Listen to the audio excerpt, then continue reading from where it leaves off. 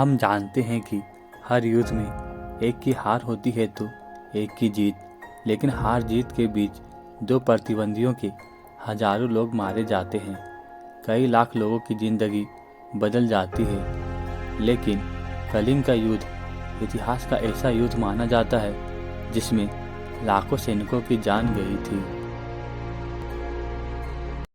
इतिहास के सबसे महानतम और शक्तिशाली शासक सम्राट अशोक और राजा अनंत पद्मनाभन के बीच 261 ईसा पूर्व में लड़ा गया कलिंग युद्ध इतिहास का सबसे भयावह युद्ध था।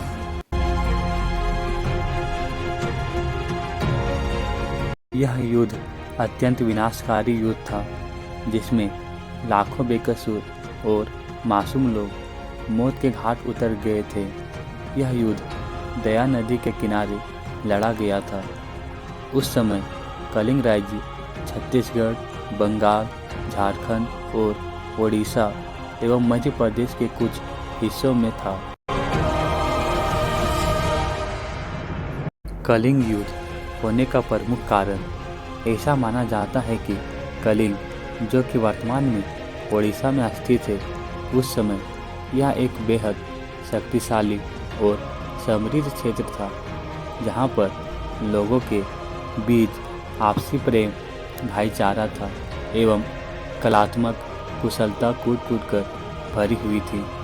इस पर विजय प्राप्त कर सम्राट अशोक अपने साम्राज्य का विस्तार करना चाहते थे।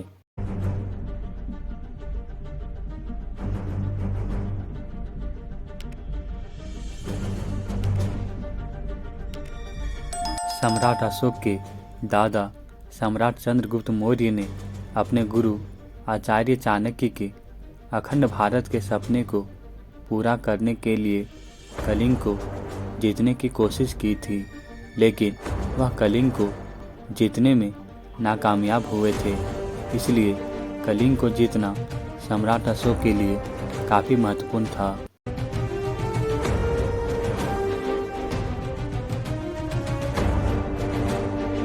कलिंग व्यापार एवं अन्य उद्देश्यों को पूरा करने के लिए भी काफ़ी महत्वपूर्ण स्थल था। इसकी प्रमुख विशेषता यह थी कि समुद्र और सड़क दोनों मार्गों से दक्षिण भारत को जाने वाले मार्गों पर कलिंग का नियंत्रण था। इसलिए भी सम्राट अशोक कलिंग पर विजय प्राप्त करना चाहते थे। कलिंग पर विजय प्राप्त करना सम्राट अशोक के लिए इसलिए भी जरूरी था क्योंकि यहाँ से दक्षिण पूर्वी देशों से आसानी से संबंध स्थापित किए जा सकते थे। कलिंग के युद्ध होने का यह भी कारण बताया जाता है कि सम्राट अशोक ने कलिंग के शासक राजा अनंत पद्मनाभन को एक पत्र भेजा था जिसमें सम्राट अशोक ने कलिंग राज्य को मौर्य साम्राज्य में मिलाने का प्रस्ताव रखा था, लेकिन इस प्रस्ताव को कलिंग के राजा अनंत पद्मनाभन द्वारा मानने से इनकार कर दिया था, जिसके बाद सम्राट अशोक ने राजा अनंत पद्मनाभन के खिलाफ अपनी विशाल सेना के साथ युद्ध करने का फैसला लिया था। इस प्रकार सम्राट अशोक और कलिंग के राजा अनंत पद्मनाभन के बीच यह महायुद्ध छिड़ गया था।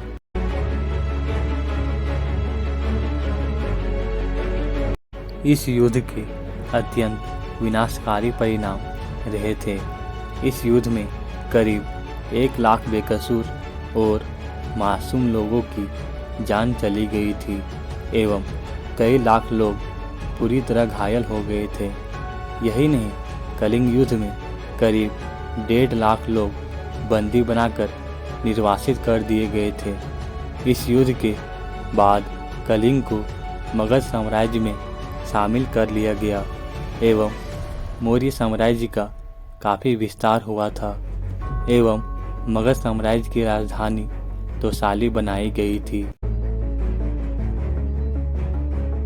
इस युद्ध में सम्राट अशोक ने कलिंग जैसे समृद्ध राज्य पर अपना अधिकार जमा लिया था और अखंड भारत का सपना तब पूरा कर लिया था, लेकिन इस युद्ध में हुए भयंकर नरसंहार और रक्तपात ने सम्राट अशोक को हिलाकर रख दिया था। इस युद्ध में लाखों लोगों को मरते देख सम्राट अशोक का हृदय परिवर्तन हो गया एवं उनका पूरा का पूरा जीवन ही बदल गया। इस युद्ध के बाद सम्राट अशोक ने अपने जीवन में कभी युद्ध ना करने का फैसला लिया। सम्राट अशोक ने इस युद्ध के बाद अहिंसा, प्रेम, परोपकार, दया, दान, सत्य का रास्ता अपना लिया। सम्राट अशोक ने धर्म परिवर्तन का मन बना लिया और बौद्ध धर्म अपना लिया। कलिंग युद्ध के बाद अहिंसा के पुजारी बनने के साथ ही वे बौद्ध धर्म के कट्टर अनुयायी एवं प्रचारक भी बन गए, जिन्होंने बौद्ध धर्म का देश विदेश में भी प्रचार प्रसार किया था। अगर आपको यह वीडियो अच्छी लगी हो तो वीडियो को लाइक, शेयर एंड सब्सक्राइब जरूर कीजिए। इस वीडियो में बस इतना ही। मिलते हैं नेक्स्ट वीडियो में। तब तक के लिए जय हिंद, जय भारत।